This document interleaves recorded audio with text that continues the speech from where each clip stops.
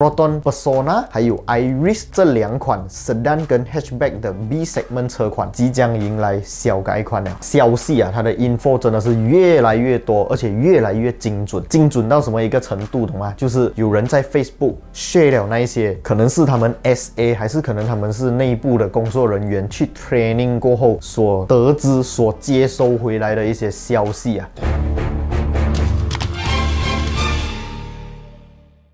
Yo, what's up？ 欢迎回来 Rider ATH， 我是阿豪 ATH。今天啊，要来跟大家分享的这个东西呢，就是马来西亚，其实也不是马来西亚啦，是一个全世界的趋势啊。就是除了近几年崛起的这个 MPV 车型啊，不对，不是 MPV， 我要讲的是 SUV 才对，因为 MPV 已经没落了啦，所以崛起的呢其实是 SUV 才对啊。除了 SUV 这个车型呢，其实各大厂商啊还是非常注重在 Sedan 车款的，就是有屁股的车啦。不过各大厂商 focus 的那个区域啊，一般上不会去到好像 D segment 这样啦。我不懂外国是怎样啦，反正在马来西亚 D segment 就比较难卖一点。你在路上看到的 Civic 肯定会比 Accord 多啦 ，Altis 肯定会比 Camry 多。OK， 现在让我们降一个 segment 去到 B segment 啦。B segment 就精彩了。在马来西亚呢 ，B segment 不止Sedan车款啦，Hatchback 车款也非常的多啦，几乎啊可以讲是全马的车厂啊、厂商啊，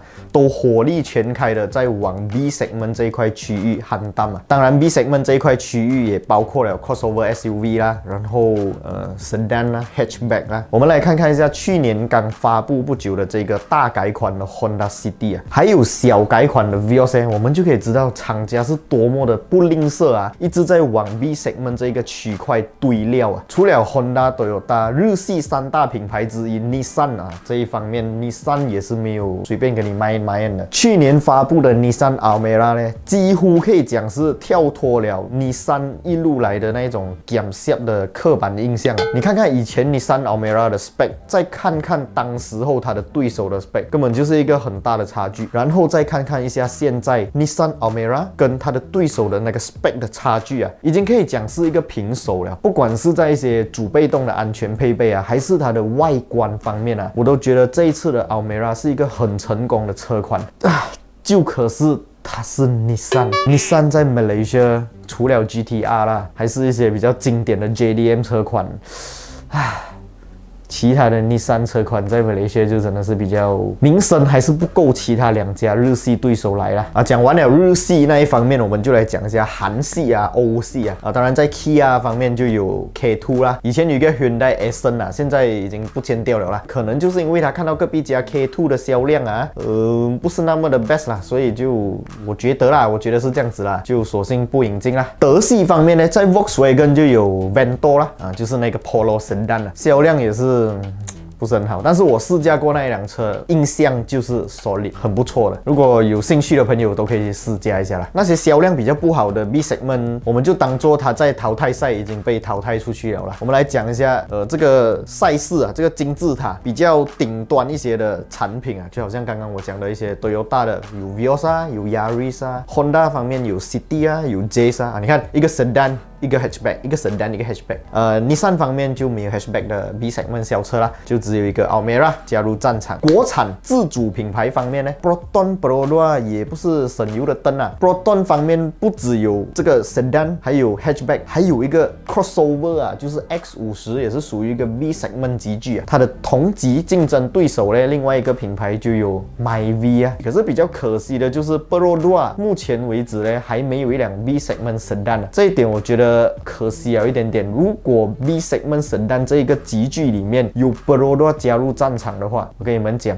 ，Perodua 这个 B segment Sedan 的销量不只是会顶到天花板啊，很有可能会顶到这个大气层啊。我们看看它的小老弟 A segment 的这个 Asia Sedan， 也就是 Beza 啦，看它的销量，哇，真的不是跟你开玩笑的。现在买车都要等车啊，更不用讲 Myvi 啊。如果你们现在在看这个节目的话，有人订了 Myvi 的话，可以在影片下面打上来，你等 Myvi 等了了多久啊？可见啊 Brodor 在 A/B segment 里面是多么的厉害。然后其实也是有一些小道消息有提到 MyV 即将迎来小改款啊。如果你们对 MyV 小改款的这个分析有兴趣的话，都可以在影片下面留言打上来。然后也记得要订阅我的 YouTube channel， 小铃铛要打开，这样你就不会错过我的任何一部影片啊。那现在我们就来讲一下今天主要讲的东西，就是 Proton Persona 还有 Iris 这两款 Sedan 跟 Hatchback 的 B segment 车款即将迎来小改款了啊！这一次小改款已经是一个我也忘记第几次了啦，反正 Proton 就是一只小改款就对了。然后这个小改款的消息啊，它的 info 真的是越来越多，而且越来越精准，精准到什么一个程度，懂吗？就是有人在 Facebook share 了那一些可能是他们 SA 还是可能他们是内部的工作人员去 training 过后所得知、所接收回来的一些消息啊，所以这个消息的准确度啊，依我看啊是80到90% 准确的。那我们现在来看一下接下来的小改款 Iris 还有 Persona 呢有什么样的一些细节啊。首先呢，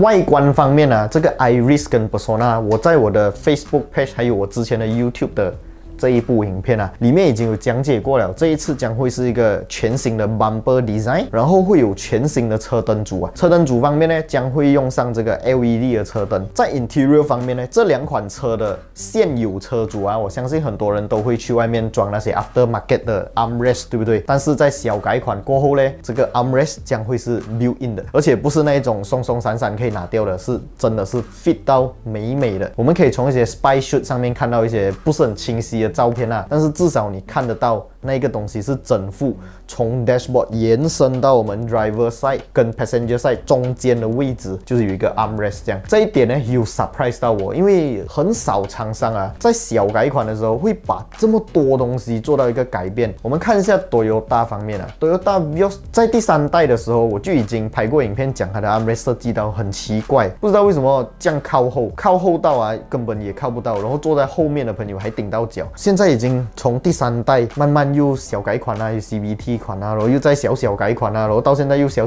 改款啊，已经到了一个大家觉得是第4代的 Vios 了的时候，那个 armrest 还是一样搞屁的。但其实目前大家一直讲的第4代 Vios， 对我个人而言呢，我还是觉得它是一个 3.75 代啦。等 TNGA 的 Vios 出来呢，那个我才真正认为它是一个全新的 Vios 啊。OK， 我们讲回 Persona， 这一次的这个 Persona Interior， 我们也可以从 spy shoot 还有一些 training 回来的人的一些 info 啦，得知它的这个 aircon 啊是这个旋钮式的，有点像 X50 那样，然后中间是一种好像我们以前的那种 radio 啊的 cassette player 啊，不知道有没有人还记得那种古老的东西啊，就是可以一个一个按下去的那一种。可能我比较老派一点啦，个人觉得很好看。再来就是呢，这一次的这个 Persona 还有 Iris 啊，添加了一个 Sport Mode。还有 Eco Mode 的 button， 这个以前没有的啦，现在算是一个新东西。你们不要讲那个 Eco Mode 跟 Sport Mode 的 button 没有用，在某些情况下，这两粒小东西真的很有可能会让 buyer 啊，原本想买车的人啊，提升那个更想买车的欲望啊。OK， 我们回到 Exterior 啦。OK， 这辆车的这个 Sport Rim 将会是一个16寸的全新设计 Sport Rim。我觉得最近发布的几款车的 Sport Rim 都很好看。好像 Saga 2019年的那个 4AT 款啊。它的这个 Sport Rim 在 Premium 版本呢，我就觉得很好看啊，虽然有那个抄袭的嫌疑啦，但是不用紧，很美，好看就好了。然后也会有这个 Voice Command 咯 ，High Proton 之类的东西啦，这个东西我相信没有几个人会用超过1个月啊。如果你的车有 High Proton 这个方向的话，你又每天在用的话，欢迎你在留言那边打上来啊，分享一下你到底用它来做什么东西啊？难道你用它来开窗 ？High Proton Open the Window， 按一下就好，半秒的时间，跟High Proton Open 的 Power Window，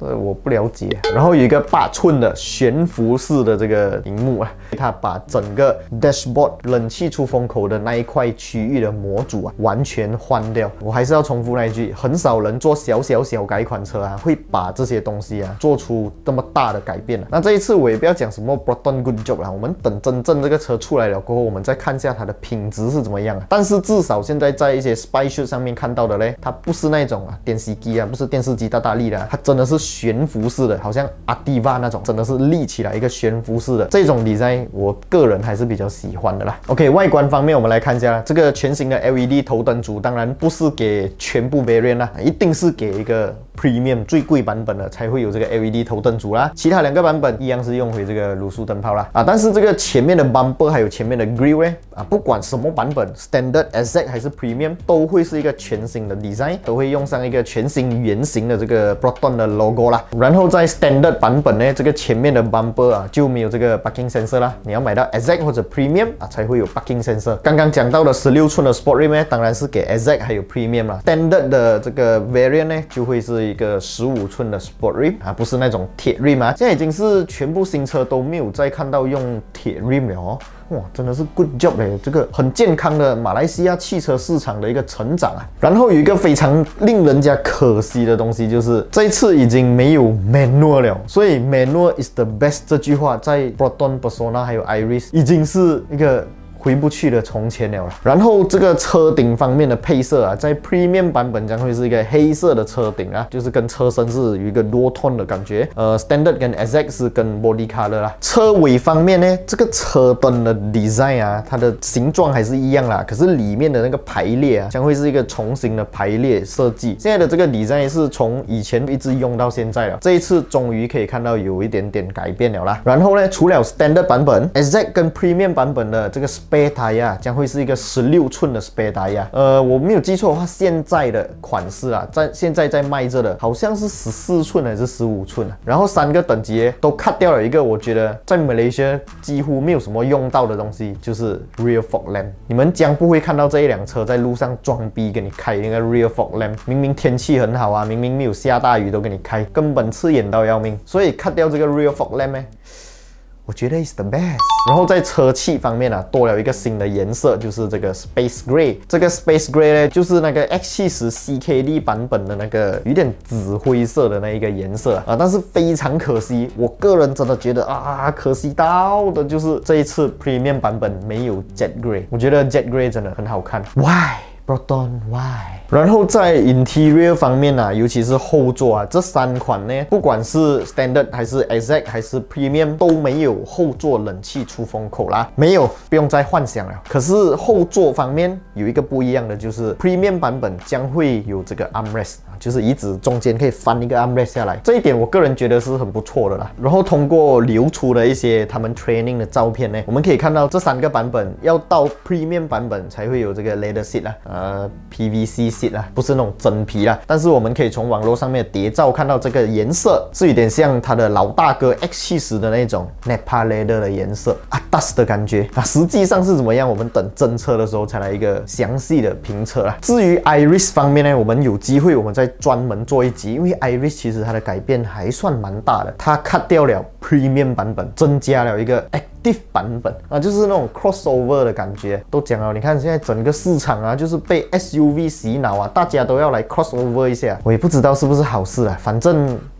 我个人就没有这样有爱我个人还是比较钟情神单车OK， 讲了这样多的配置，又什么 LED 车灯又一个 leather seat 这个悬浮式的唱机新的这个冷气的这个操控界面然后有 armrest 是不是听起来在马来西亚的这个 B segment 市场哇，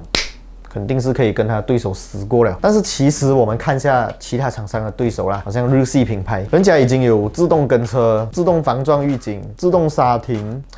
这一方面 Proton 还真的是要加油一下啦。你讲 Honda、Toyota 因为它价钱卖贵，所以有这些东西。看下隔壁家 Perodua 啦 ，ASA 3.0、ASA 2.0这些东西是假的咩？那些车有卖很贵咩？没有吗？在流出的这些 info 里面 ，Proton 是没有提到它有没有这个前方侦测的这个系统当然，我们希望发布的时候会给我们一个 surprise 这样子啦。OK， 今天这一集 Malaysia B segment 的这个战局你们各自比较喜欢哪一款车？不要讲价钱我们讲喜欢哪一款 B segment 车款，都可以在影片下面打上来啦。我个人呢，在这样多款车里面呢，我喜欢的是 Vios GRS 的外形 ，Honda City RS 的动力单元 ，Proton Persona 的操控体验，还有 Perodua 的省油二手价一流，